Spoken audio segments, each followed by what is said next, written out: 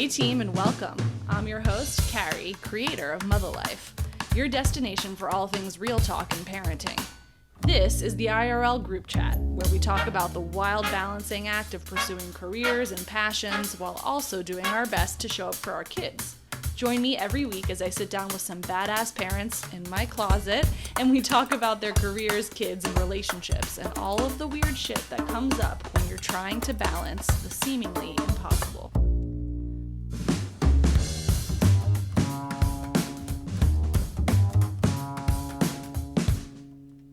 The messy mom bun, Hermes, bags under the eyes, all of the athleisure. The maternal ideal is ever evolving.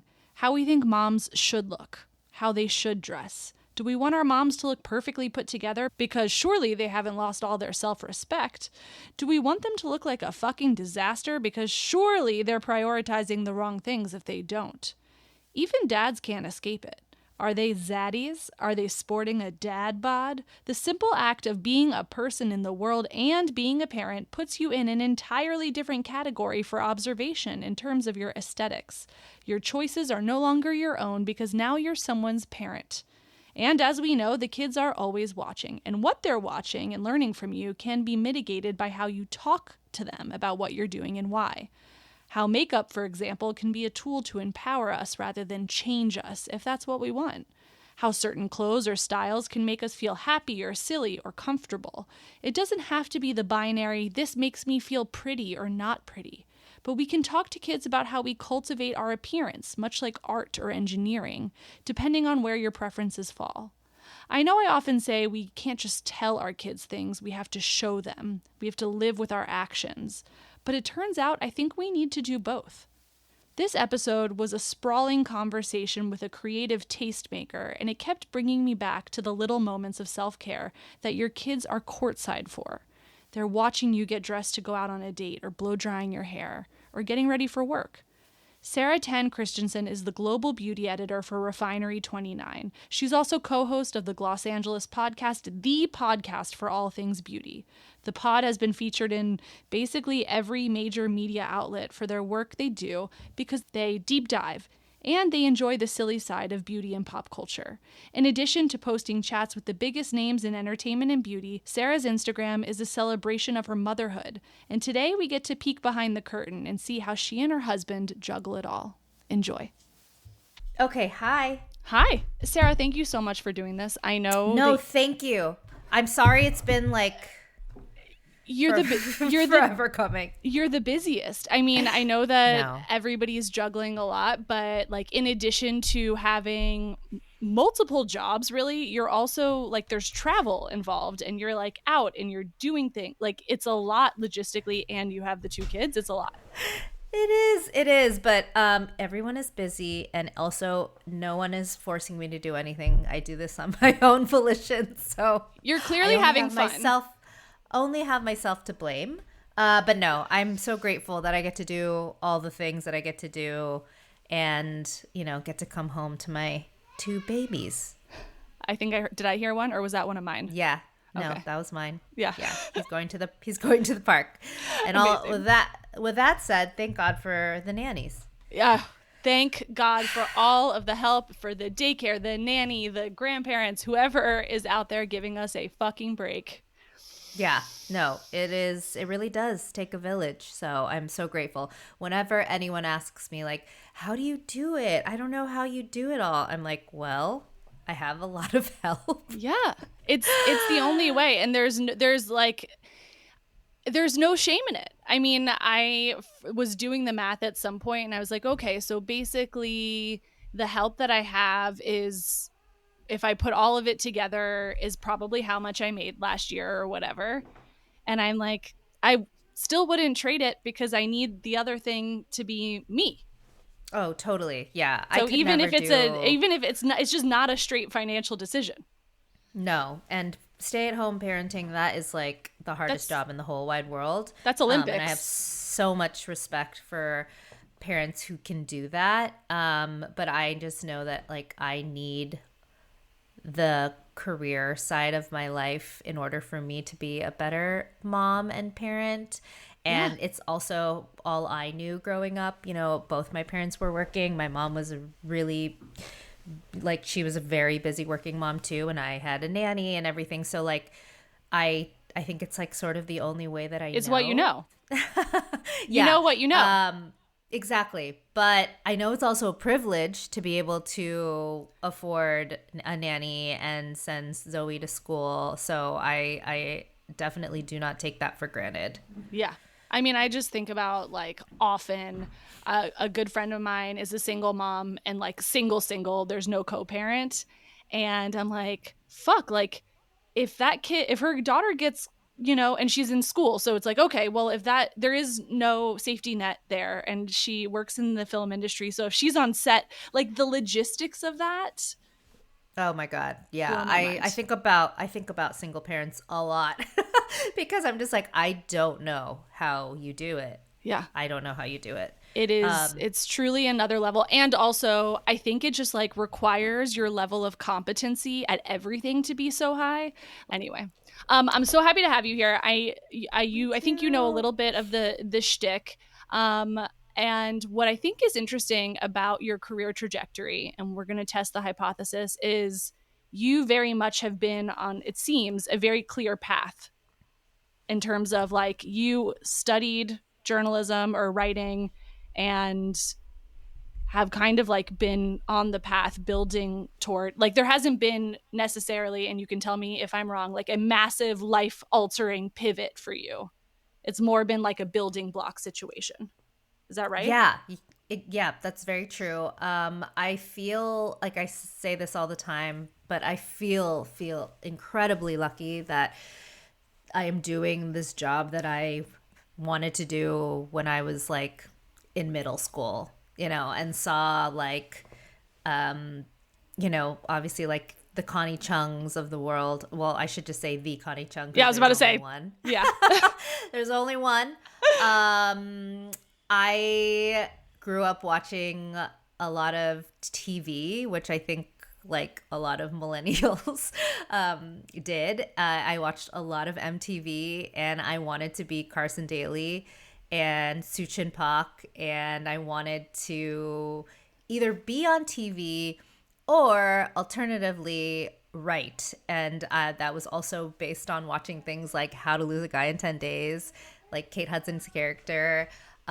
Devil Wears Prada was like, I think I was a junior or senior in high school when that movie came out, and like nothing looked more glamorous than Anne Hathaway's job. But I also just was like obsessed with magazines. And so it's just like media in general. I just knew that I wanted to be a part of it. I didn't know in what form, whether that was, you know, behind the scenes, in front of the camera, writing stories. I say this story a lot because I feel like it was a very pivotal part of like my career trajectory. I was a big fan of Cosmo Girl. That was like my favorite magazine. I wanted to write for Cosmo Girl. And at the time, the editor-in-chief, her name was Atusa Rubinstein. And she would think was like one of the youngest editor-in-chiefs at like a major magazine. And I believe I was probably like 14, 15, and I decided to write her an email. And I don't know how, she must have listed her email like in the editor like letter. And I emailed her and I was just like, I want to get into magazines. Like, how do I do that? And she wrote me back. Oh my God. Which was crazy. Which I often think about now when like I get, you know, emails from college students and things like that. I'm like, I really need to take the time to give back. But anyways, she wrote me back. What did Atusa say? I can't even remember what she said. The fact that she wrote back to me, and I think it was probably something encouraging. Like, follow your dreams, work hard. Totally. Yeah. Exactly.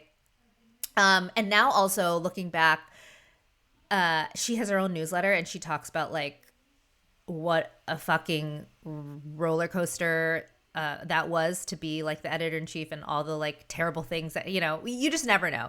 But to me, it seemed like a dream job. She wrote back and said probably something like follow your dreams. And so I took that as a sign that I was like, I'm gonna continue this dream of mine. So after high school, went to UC Santa Barbara. I was a comms major. I had like a professional editing writing minor because they didn't offer journalism at that school. And I did all the internships, that I could, not being in New York. So, I interned for the LA Times, Santa Barbara Magazine, Santa Barbara Independent, which really afforded me the opportunity to decide, like, there was a part of me that wanted to do like hard news. And I feel like I'm talking to myself. This is very, very wild to hear somebody else. But I'm going to ask you questions because there's a divergence. So yeah, literally the same. Like the only difference being is that I did go to school in New York. So I did get to do all the internships. But I had the same thing where one semester I interned at The Daily Show. But then one semester I interned at CBS News because I was like, always trying to decide, like, am I a serious person? Is it frivolous to like entertainment and fashion? Does that make me like shallow? And totally. like, you're constantly going back and forth.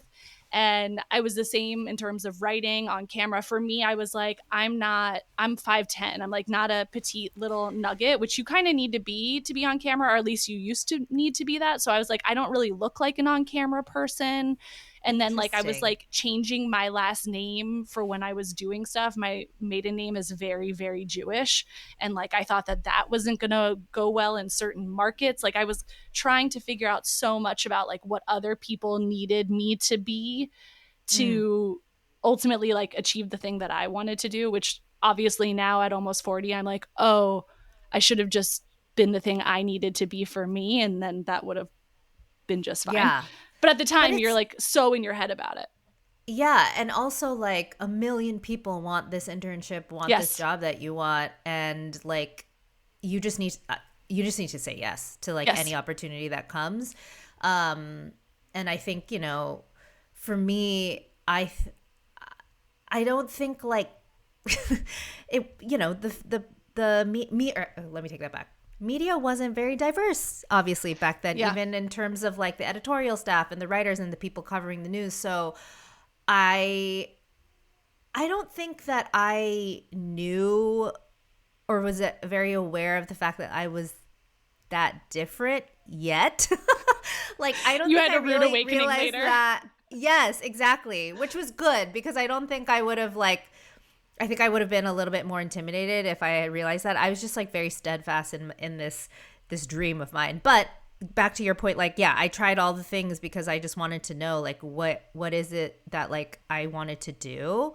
After covering like fires and going to the courtroom and like covering hard news in that way, I was like, I don't think hard news is for me. This is like so stressful.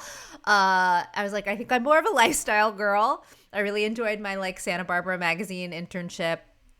I also interned at Tiger Beat and Bop magazine in LA. Bop. And yeah, that was, something that as a serious journalist, you're like this feels, Bop very was unserious. Like when we were kids, though, wasn't that one of the ones where like you could get like a Justin or what's his name? Jonathan Taylor Thomas like poster for your wall.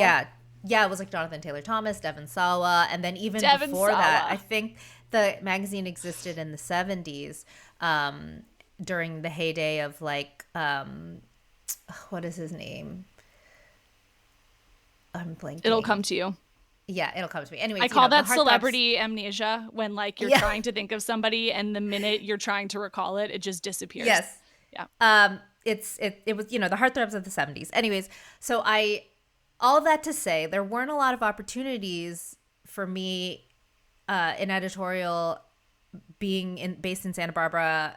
I had to drive down all the time in LA, and even LA versus New York. So I just said yes to anything. And I'm glad that I did because my first job out of college was at Tiger Beat and Bop. And even though there was definitely a piece of me that was like a little bit embarrassed because I'm like, I went to school and worked my ass off to like write blurbs about Selena Gomez and Justin Bieber and Taylor Swift and like and I have to tone my voice down to be that of like a 8-year-old, you know? But it was honestly such a fun experience, and I'm so grateful for that job. I got to run their like blog at the time. That was like, Ooh, the cutting website edge. was a blog. I was blog girl. I was also like creating YouTube videos from the shoots and interviews that we did. So like any of the like, And this Justin is like Bieber, what, 2009, 2010-ish? exactly. Yeah. So this is 2000. like Yeah, the this is when heyday. it was Yeah. like, exactly, like I think I started our Twitter account.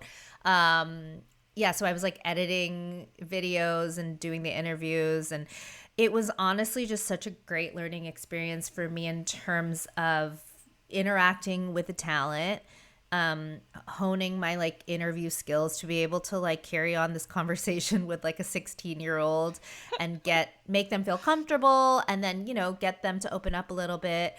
Obviously in a very respectful manner. These were children, obviously. Forming relationships with, the publicists and agencies and managers. It was just a really, really great learning experience because my editor-in-chief at the time, Lisa Coble, she was just like, whatever you want to do, let's do it. And she provided feedback, but she basically let us, run with it. And I met some of my, best friends at that job because, you're all trauma bonded at 20, 21, Scrapping 22. it together, making 20 grand a year or whatever it was. Oh my God, exactly. Yeah, spending all your money on rent and then like charging your drinks to your credit card that has like $1,000 max limit. It just was such a fun, wild time. But Sarah, like, what were so you said that you grew up with working parents. Like, what sort of things were they doing professionally, and how much or a little of a departure was this for them to watch you do this? Oh yeah, huge departure. My dad worked in sort of like, I can't even tell you what he did because he's retired now. But anytime anyone ever asks me, I'm like, I don't really know how to like explain it. But he worked sort of in like, it was like not construction, but like building and construction in that world, like management, and then like an office job. Yeah. And then my mom had always worked at banks, like so banking, financing, also management. Very boring to me. I definitely did not want to follow their footsteps, but unlike, I think, a lot of immigrant parents and a lot of Asian parents, and I know this just based on, my friends who are Asian Americans or have immigrant parents, my parents always supported me. They were like, just do whatever you want to do. Yeah, they were never like, you need to be a doctor, a lawyer, all the the stereotypes. I think they just trusted me because I was always super, super hardworking in school. Like I, strived to, have straight A's, graduate in white, all the things like for myself. So they were just like, this girl, I think, knows what she's doing. Also, I'm the youngest of 4. I knew and my it. Parents, I knew it. my parents had a big gap between my oldest sister is 16 years older than me. My other sister is 2 years younger than her. They were born in the Philippines. My parents were very young, like 21. Moved to the States. I mean, it wasn't that easy, but there were a lot of, things, but ultimately moved to the States and then had my brother who's 2 years older than me and myself. So we basically, my sisters and I joke, and not even joke because it is a fact, but like the parents that they got were very different from the parents that my brother and I got. Totally. So I think by the time I came around, my parents were all just like, do whatever you want. Yeah. You're the youngest. You can You're get the away baby. with, you're the baby. You can literally get away with anything. But I also, like I said, I was very ambitious and hardworking. So they were like, whatever you want to do. So I think they probably didn't quite understand what I was doing. But I was like, I can pay for my own rent. I'm living with a friend. I have a salary job. Don't worry about it. Right. So yeah. So they were extremely supportive in that way. I'm not going to say that they were like they're people of very little words of encouragement. They show their love in different ways. But I knew that they approved of my choices. Yeah, we had Vanessa Dew on the podcast recently, one of the co-founders of Health Aid, and she talked a lot about her parents and how they showed like love and approval, because also immigrant parents, or as she says, she was a 1.5 generation American. But she just said like, my dad maybe told me he was proud of me like once or twice. Like certainly I love yous were pretty rare, but yeah, for her, she said like, my dad would be like, I wouldn't have spent a Ferrari on your education if I didn't love you. Like, duh. Like, totally. you know, Yeah, it's a different math. Yeah, no, I think like they're just like, we moved here for you to have a better future, you know, like we did everything that we have done so that you could do what you're doing. Oh my God, I'm like getting emotional thinking about it. Yeah. Well, because now you're a parent, right? And now you're like, if I was in their position and I had an opportunity to give my kids something that you didn't have growing up, like, of course, you would turn your life upside down and do really hard things, but you cannot appreciate that until you are a parent. Oh my God, no, there's so many things that I appreciate now way more because I have, you know, my two kids, and I'm just like even like, well, I don't know why I'm so emotional. Sorry. There's something, no, there's, it's not just you, Sarah. Do people cry all the time on your podcast? Yes. I'm so sorry. No, it's, you know what it is? It's because we're not often given the space as grown-ups and parents in this chapter of our life to talk about ourselves and our journeys and the parenting piece. We're just not given the space because when you're with your friends, you're trying to catch up because you haven't seen them in a month. Right. When you're at work, you have to be like professional person. And then I show up and I'm like, let's talk about what makes you you. And turns out it's like when you go to therapy and your therapist is like, so how are you today? And you're like, I'm good. Totally. Oh my God. We just don't have the space to talk about ourselves and actually like it's super reflect. Yeah. Yes. No, yeah. Which is why what you're doing is so special. Let me collect myself. No, you're good.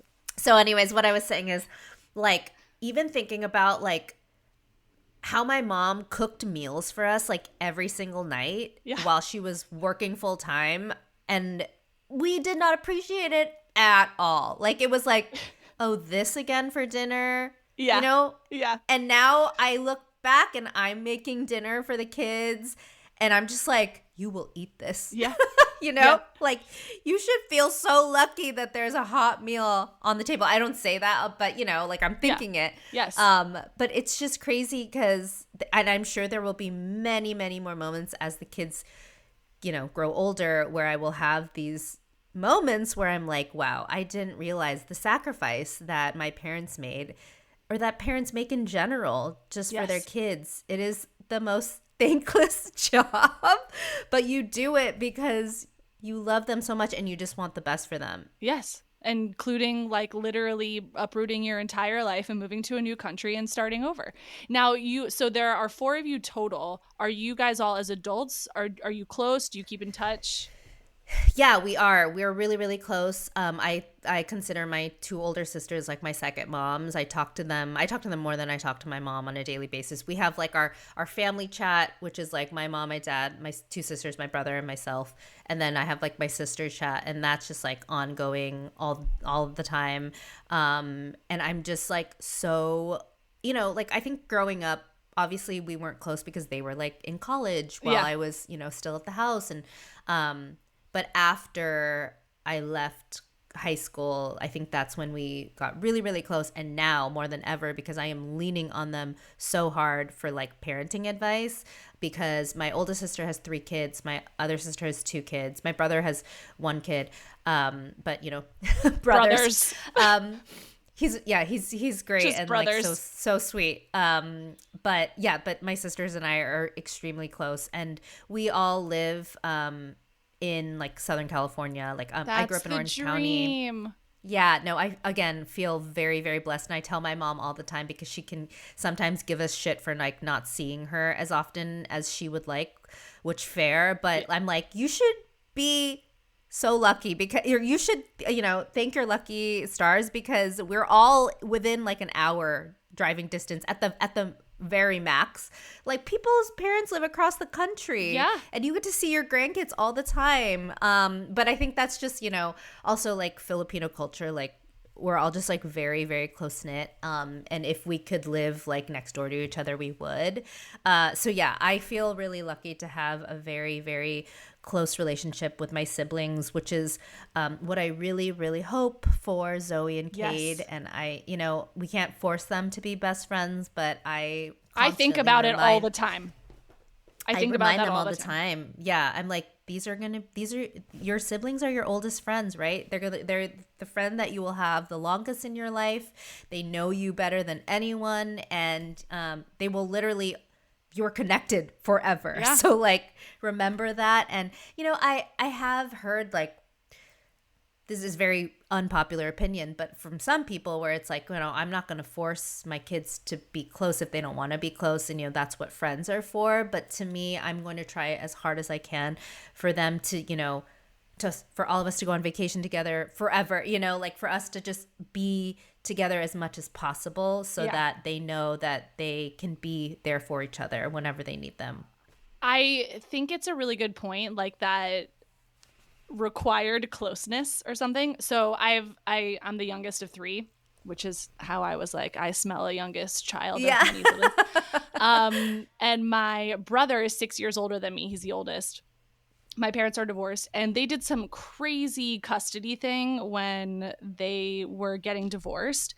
And my brother and I had very little time together growing up. Like, the way, like, he wanted to be at my dad's more. My sister and I were at my mom's more. And now as adults, I'm like, I don't know you. And like, he is my biological sibling. We technically grew up together, but we're still like trying to figure out what it's like to be around each other, because we didn't have that like forced closeness. So it's like, even if you're close and you're fighting, it's better than like not being in the same space as each other. Totally. Yeah. You gotta so interesting. Like go to each other's sports games or recitals, or you gotta be in the car with each other for like 5 hours on those road trips that you don't want to be on. I feel like it's just like an integral part of childhood. But so are you and your brother are sort of like working towards, I mean, there's like mending the relationship. There's no like ill will, because it's sort of like it was a purely environmental thing. Like, it wasn't a choice he made or a choice I made. It was just like the circumstance. But it's a lot of like texting each other. He now lives in Los Angeles as well, being like, hey, we should hang out. And then he's like, yeah, we should. And then we never do. And until like my kids or his kids are like, the cousins should be together. I'm like, yeah. And then we're always happy that we did it. But it is like, especially because I think it's a brother, being like, brothers are so foreign to me as a concept in general. Just the boys. It's just boy energy is. Yeah. I am learning that with my son. Like, there are feelings he has that I cannot understand. But yeah, like, we're figuring it out now, but it is a very interesting thing where I'm like, oh, if we had just needed to be around each other more, it would have made a difference. So I am in the Sarah camp of just force them to be together. Yeah. Just even if they don't like it. Right. And I'm sure that I will have some challenges coming up, especially because they are boy and girl.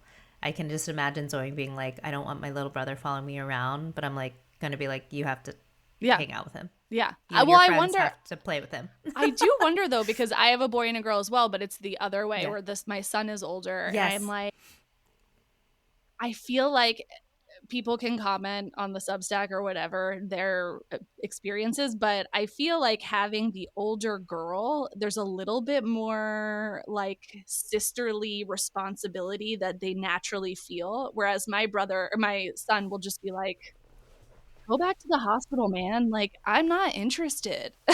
Totally. No, I unfortunately agree with you in that. Like, I do feel like, I always say this, I'm like, Zoe's going to be the one who's going to text Kate and be like, it's mom's birthday tomorrow. Right. Remember to call her. Yeah. Yeah. Or we have to go home this weekend because whatever. So I'm grateful for that. But you never know. You never know. Kate, you could show up for us and surprise us. So future Yes, you, please do. exactly. Wait, okay. So let's get to, so you worked all these different jobs. Refinery29, you started at what, 4 or 5 years ago, something like that? Yeah, about 4 years ago. So yeah, long story short, I went from like entertainment journalism to fashion and beauty, where I really felt like that was my place. And then beauty, just being in LA, and it was in 2015, 2016, like beauty was just like booming. And Yeah. I also just felt like if I had to pick between beauty and fashion, I felt like beauty was where I was supposed to be. And it was just like it's such an inclusive, I was just going to ask that. innovative. So, okay. Yes. Not to interject, but between those two fields, do you feel like beauty is more friendly than fashion? Oh, 100%. When I used to have to cover fashion, I would always be so intimidated by the other fashion girlies and like what they were wearing. And I even remember like interviewing for some fashion jobs, and they quite literally were like, it was like they were quizzing me on the history of certain designers and stuff. And I was like, Yeah. I appreciated fashion the way that a lot of people who like clothes do, but I wasn't like studying every season of, Chanel, Dior, the way that maybe some people really do. Yeah. But I remember after that one interview, I was like, I don't think this place is for me. But I still continued to cover, like mainstream fashion and fashion trends. But I just always found myself leaning more towards beauty and feeling more welcome and included. And I think that beauty also is just a place where, it's a much more approachable, it's much more affordable. Everyone can walk into even like a CVS or a Target, especially now, and buy really affordable products and create the same, high level glam of like, a celebrity makeup artist. And especially, I think in the last 10 years, because of YouTube and social media, it's just become so diverse with, all of the different representations of what beauty looks like. So I feel very lucky to sort of have been able to be a part of this growth, just even being able to cover it and in being invited to these events. And the best part of my job is to be able to meet all these incredible founders, experts, and, being able to like sit in a room with Pat McGrath and watch her teach me how to like blend foundation. Like, those are like the highlights of my life. So long story short, really focused on beauty, became the beauty director at Refinery29, and then I also started a podcast with my girlfriend and work wife, Kirby Johnson. I was going to say there are two really important relationships we have to talk about here, and it's your work wife and your actual husband. Oh my gosh, 100%. And we have Glossangeles, where we talk about beauty. So yes, I'm very much embedded in the beauty world, and I feel so incredibly grateful that I get to do that. It's just so much fun. There are, many people who would argue that beauty is frivolous, and I truly believe it is not. It is not. I think there's a lot that we obviously have to talk about in terms of this younger generation growing up in a world where beauty has become so prevalent and important, and I have a lot of thoughts on that too. But I think just in general, I really feel like it's become such a positive, it has had such a positive impact on the way that we see ourselves, and the way that we express ourselves. Yeah, no, absolutely. I mean, there's kind of like two sides to it with the kid stuff, and I want to get to also meeting your husband, but there's two sides to this. There's the side where I think we went through a period, or like there was a little bubble of like samification, where all of a sudden all of the beauty trends where everybody was trying to look like a Kardashian. I think that's kind of over, but like they have had a massive impact on like what people try and look like. That I think is starting to change. So there's like that aspect when thinking about kids. But then there's this other aspect of like when I was 10, 12, 14, I looked fucking crazy when I tried to put makeup on. Like blue eyeshadow, like just crazy shit, because nobody was teaching us what to do. Butterfly clips front and center, which are kind of back. But yes, they are. These girls, like my nieces who are sort of 12, 13 age, they look so put together and chic in a way. There's no awkward phase. Where'd the awkward phase go?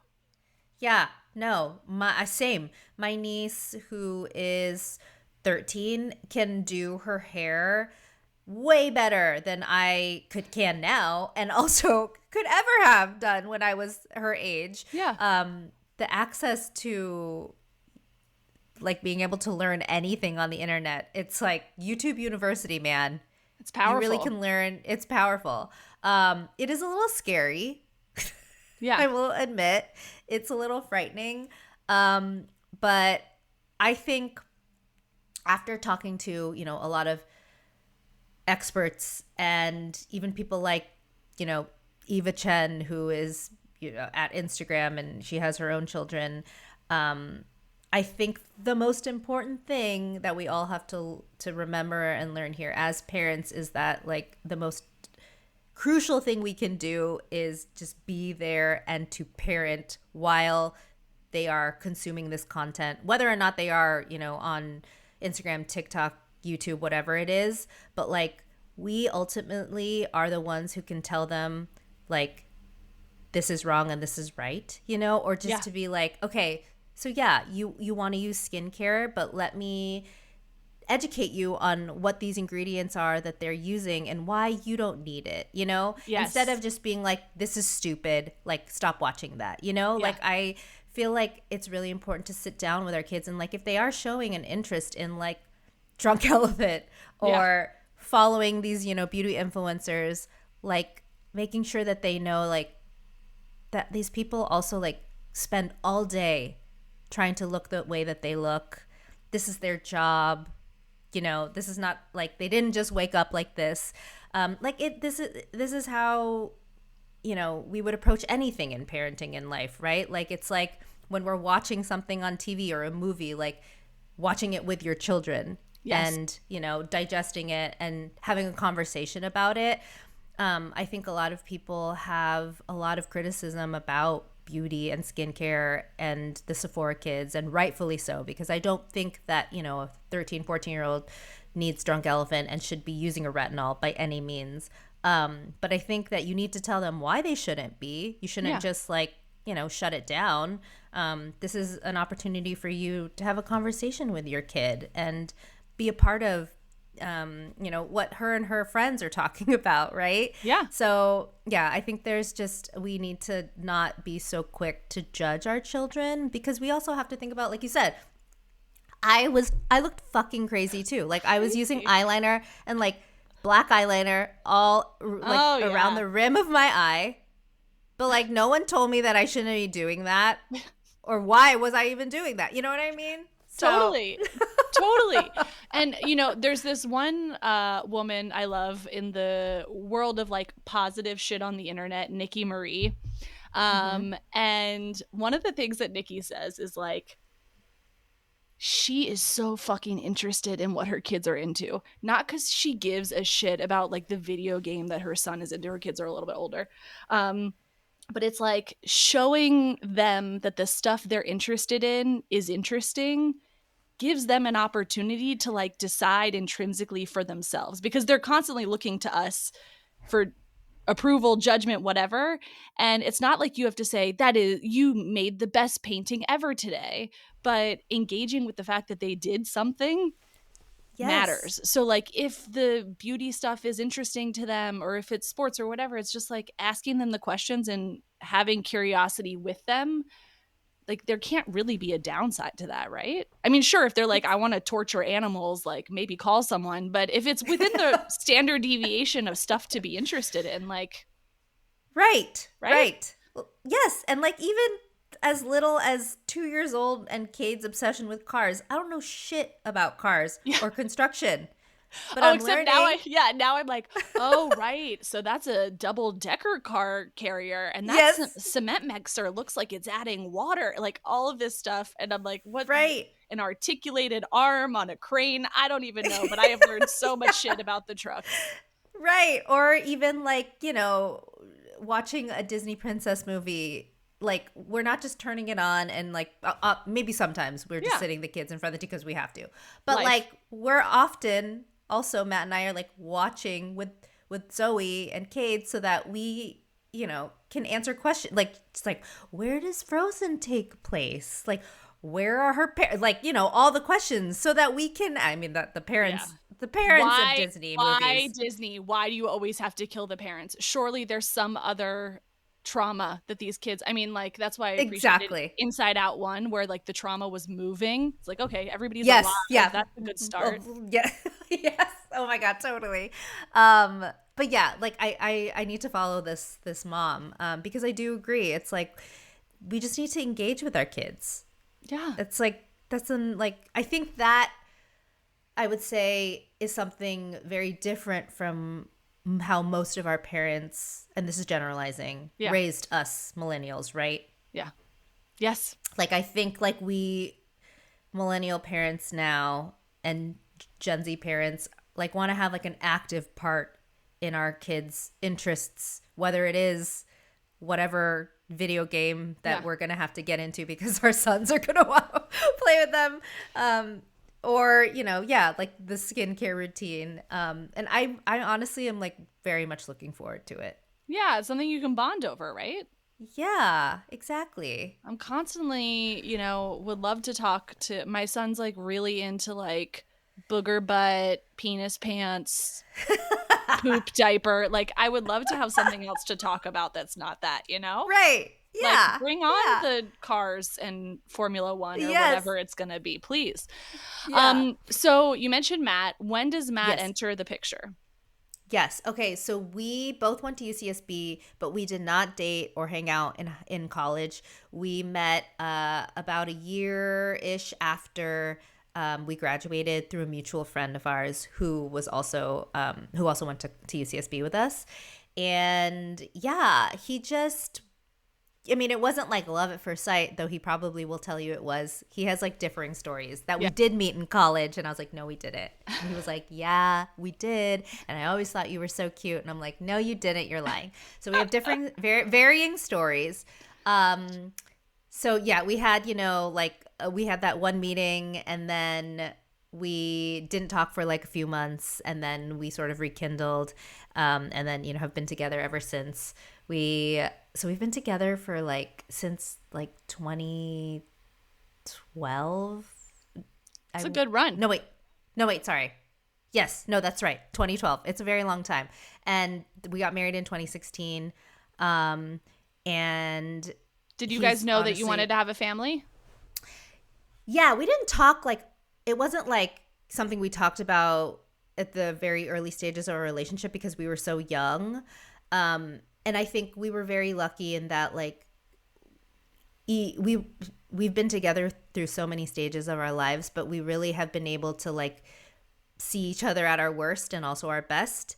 And we've gotten to travel the world and do all the things and really determine like whether this person is the right person you want to be with to raise a family and have kids, because as we learned, like it's so important to have a strong foundation in a relationship, a friendship, and I think that also, we talk about this all the time. We have a Frenchie who's almost 13 and he was our trial kid. Like, I consider our dog was his him name.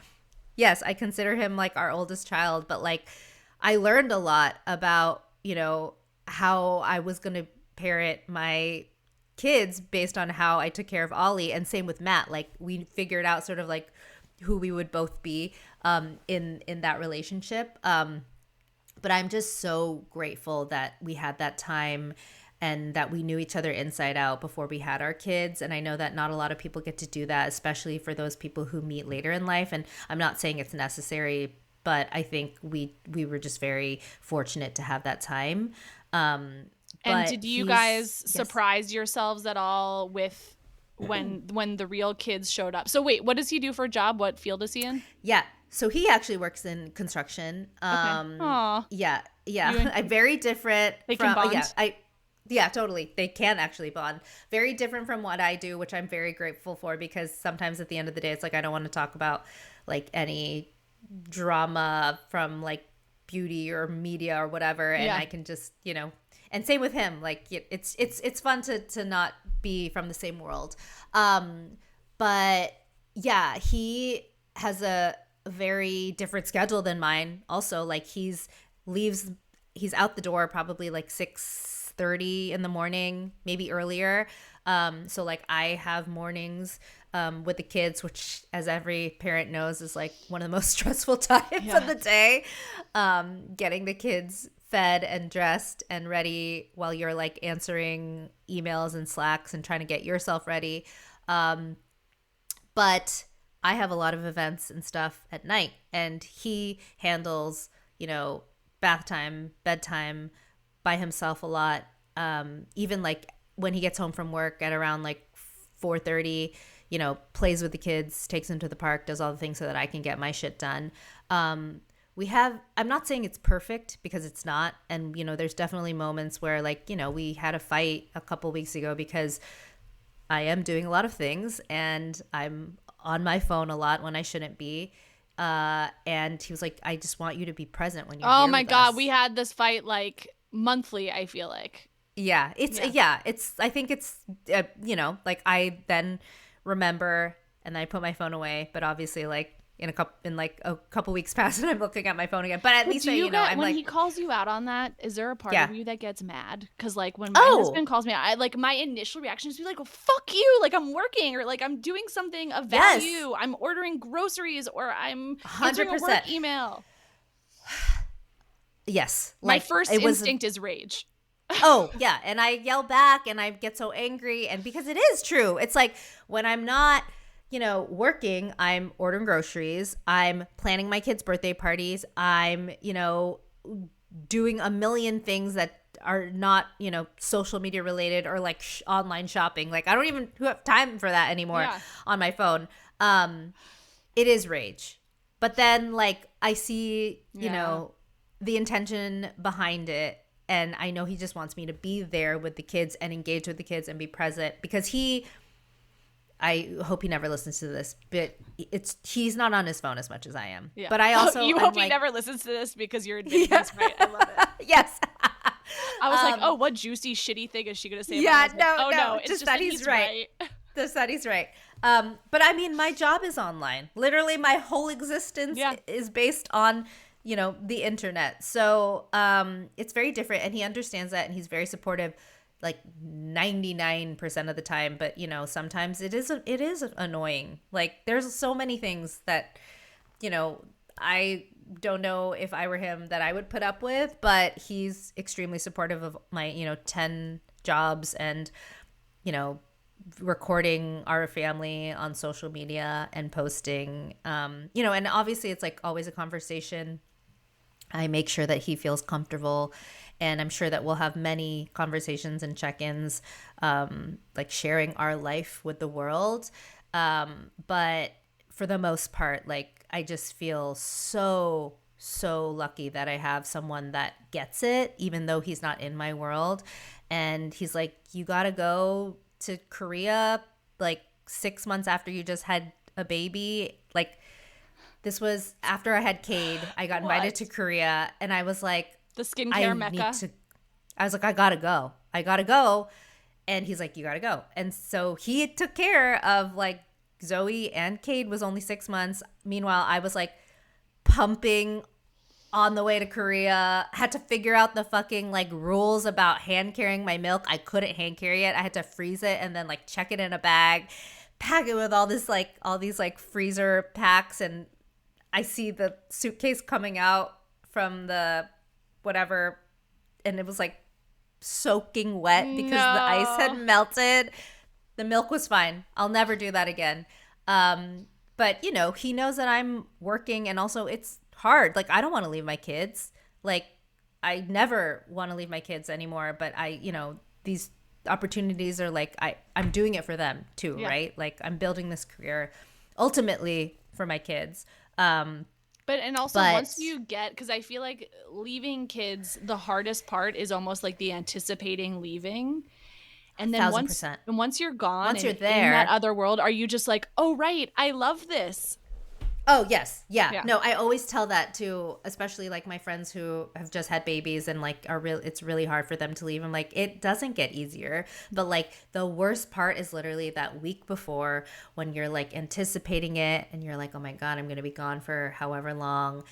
And then you're also prepping all the things because not that your partner or your nanny can't do it. It's just like for you to have that control of being like, this is what they're eating. I have like a million, snacks and food for them in case anything happens. And then it's like the hour before you leave and then on the way to the airport. And then once you're at the airport, you're like, okay, like I think I'm going to be okay. Yeah. And then it goes by so quick. Now, when you get back from those trips, what is he like? Okay, bye. Because he's been on duty.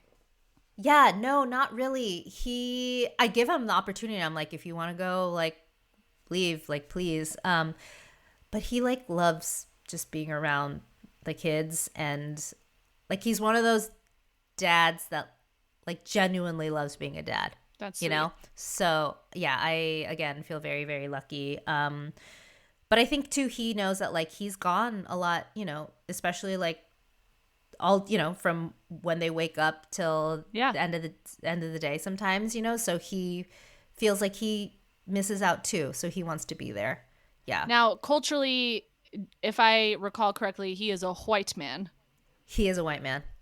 Do you guys ever find, and the reason why I ask this is I am Jewish, my husband is just like pretty came off the Mayflower white guy, and even in that dynamic there are often cultural differences in parenting or life or whatever that I'm just like, why can't you understand this? And he's like, why are you doing that? Or why is everyone in your family talking over each other or whatever it is? He's like, I don't understand it. Do you guys find that you have those situations as well?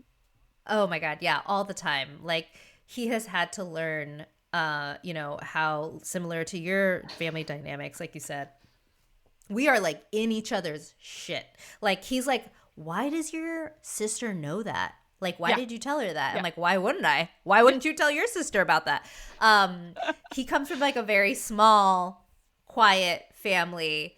They all love each other, but like, they're not in each other's shit. Like I said, the way that we are, they're very lovely. And so like, for example, we're going to Europe next month. And it's a work trip that I'm going on, but I'm bringing everyone with me. And we decided to invite his parents along because they haven't traveled to Europe in a really long time. And, we were like, I think they really want to come with us. And his mom was just like, thank you so much for inviting us. Like, this means so much to us. And like, we will give you your space. Like, if you guys want to go do your own thing. And I was like, meanwhile, my mom's like, when are you getting invited to Paris with Chanel again? Like, you better bring me. Like, I'm saying, and she's like, why wasn't I invited? She just like, totally different. And just like, your parents are so nice. But he has also had to deal with like all literally like, 4 of my siblings, their partner, or 3 of my siblings, their partners, my mom, my dad, all their kids come over to our house and they don't leave, like they hang out for like 6 hours. And I think it was an adjustment at first, but he also loves it because he like, didn't grow up with that sort of like busy family dynamic. And he knows how much it means to me, and he wants them to be a huge part of our kids' lives. So he welcomes it. But it was definitely like a learning. And there are still things where he's like, do we really have to do that? I'm like, yeah, we have to. I'm sorry. It's like, okay. My sister just came to visit this past weekend with her kids, and they stayed with us. And now we've been together for a long time. Now my husband's like, I'm going to go take a sound break. And he just like goes upstairs into the office and closes the door. It's just like, he's like, happy for you guys. And I need a minute because it's. No, totally. I'm like that too. I'm like, if you don't have to come to this dinner. Yeah, you don't need to be here. We just saw them last week. Like, you don't have to come.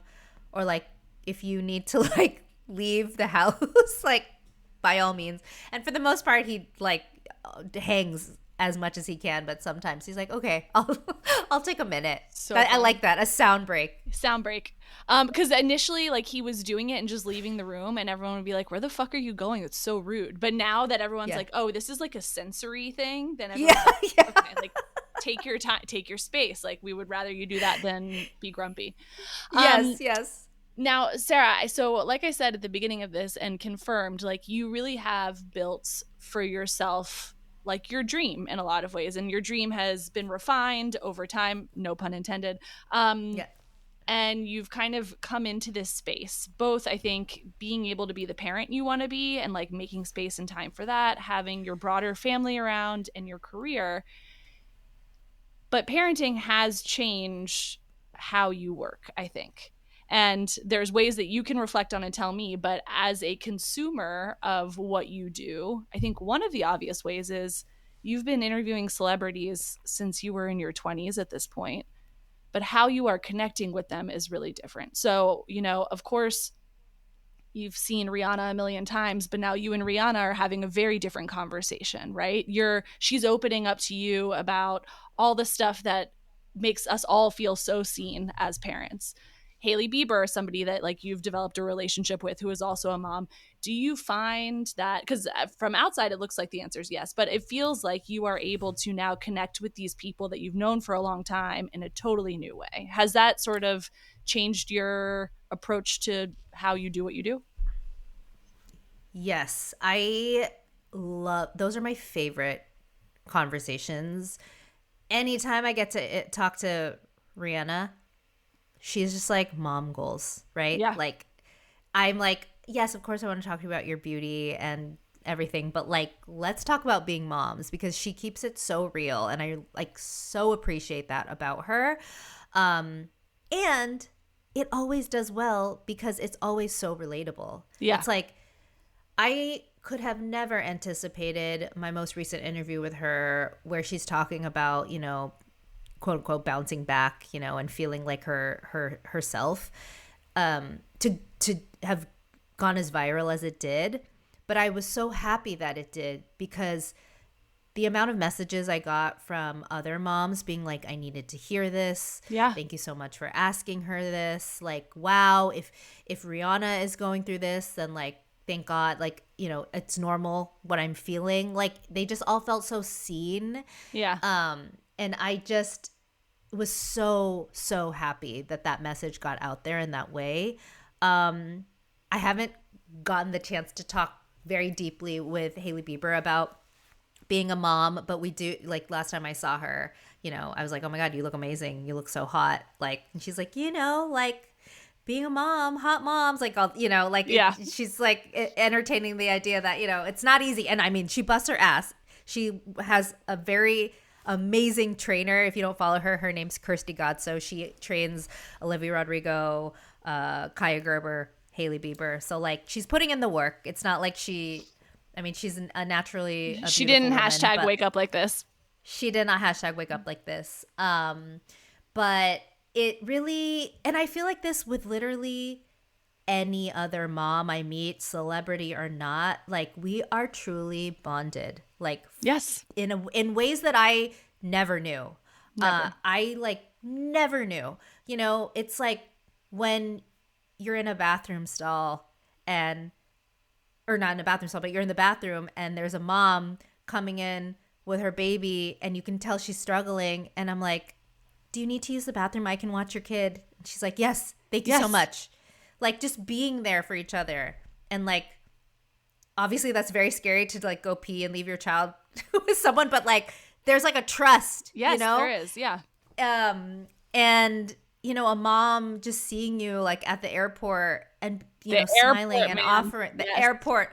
I have so much anxiety about this trip next month to Europe. I'm like, listen, God, you said it's so breezy, I wasn't going to say anything, but like, God bless you. And I hope Cade is into a tablet or something.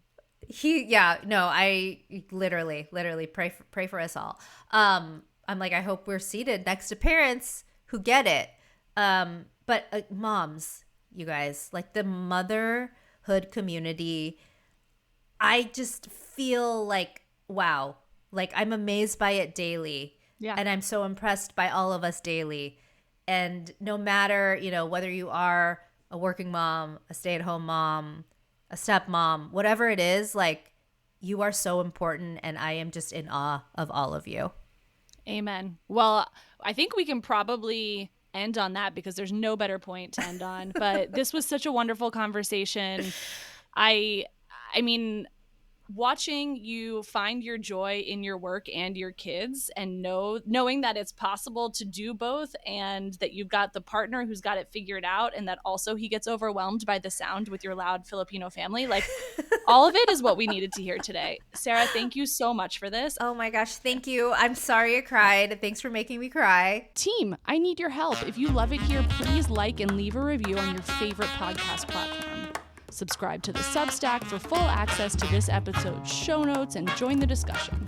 And of course, follow me on Instagram at mutha, mutha.life for a daily look at all things mother. Thanks for listening. Be sure to tune in next week for another Chat in the Closet. This podcast was produced by Mother Life, music by Ronan Landa. See you next time.